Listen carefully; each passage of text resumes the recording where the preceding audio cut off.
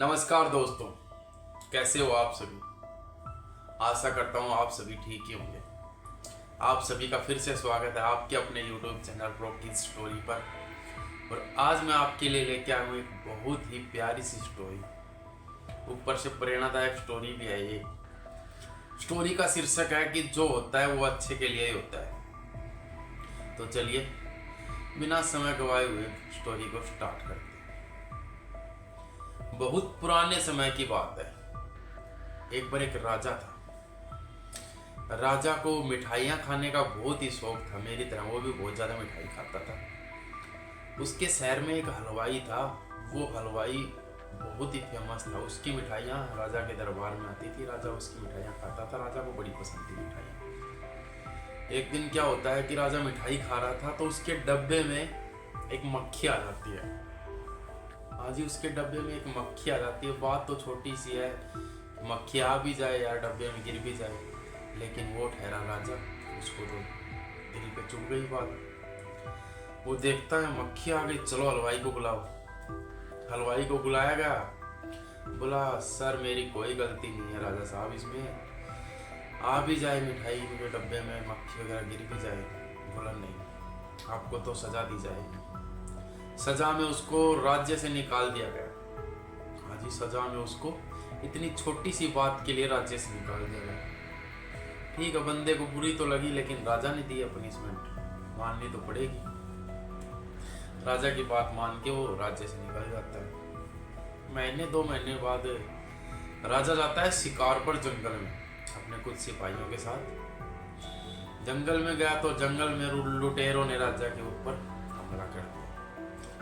हमला हो गया राजा के ऊपर। राजा डर गया, उसके सिपाही थे वो मारे गए, राजा को भी पकड़ लिया गया। घोड़े हाथी जो भी थे लूट लिया गया। राजा के जो वस्त्र थे आभूषण वगैरह थे सब लूट लिए गए और राजा को छोड़ दिया। जंगल में राजा को कुछ दिखाई दिया नहीं रहा था, रास्ता वास्ता कुछ पता नहीं था। वो अपने राज्य की बजाय दूसरे राज्य में घुस गया। दूसरे राज्य में उसको कोई पहचाने नहीं, प्रजा के लोग। अब वो जिससे भी हेल्प मांगे, जिससे सहायता मांगे, वही उसको मना कर दे।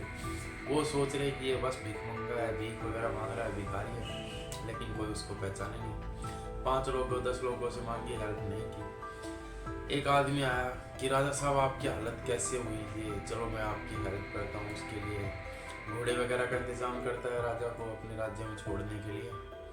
राजा बोलता है कि किसी ने मेरे को नहीं पहचाना, तूने मेरे को कैसे पहचान लिया और तू मेरे लिए इतना क्यों कर रहा है। तो वो बोलता है कि राजा साहब किसी ज़माने में मैं आपका प्रिय हलवाई हुआ करता था और ऐसी बात है कि आपने मुझे देश निकाला दे दिया था। राजा को अपनी बात पर दुख होता है कि मैंने इसको देश निकालने की सज़ा दी, लेकिन ये तो अच्छा आदमी है। राजा उसको बोलता है कि चल तू मेरे राज्य में वापस चल। अब हलवाई मना कर देता है कि राजा साहब मैं आपके साथ वापस नहीं चल सकता। राजा बोलता है क्यों नहीं चल सकते। बोला जब आपने मेरे को अपने राज्य से निकाला तो मेरे पास ना धन था, ना मेरी इतनी इज्जत शोहरत थी, लेकिन इस राज्य में आने के बाद में मैं एक बहुत बड़ा फेमस हलवाई बन गया हूँ। आज मेरे पास धन दौलत भी है और मेरी जो मिठाइयाँ हैं वो दूर दूर तक जाती है और राज दरबार में भी सारी मिठाइयों की पूर्ति मेरे द्वारा ही की जाती है। राजा को बड़ा दुख होता है। राजा घोड़े पे बैठ के अपने राज्य में आ जाता है। तो दोस्तों, इस कहानी से हमें सीख मिलती है, शिक्षा मिलती है कि जो होता है वो अच्छे के लिए ही होता है। तो जब भी आपके साथ कुछ हो तो उस पर पश्चाताप करने की बजाय ये सोचो कि क्या पता भगवान ने क्या सोच रखी हो, जो हुआ वो अच्छे के लिए हुआ। जय हिंद, जय भारत।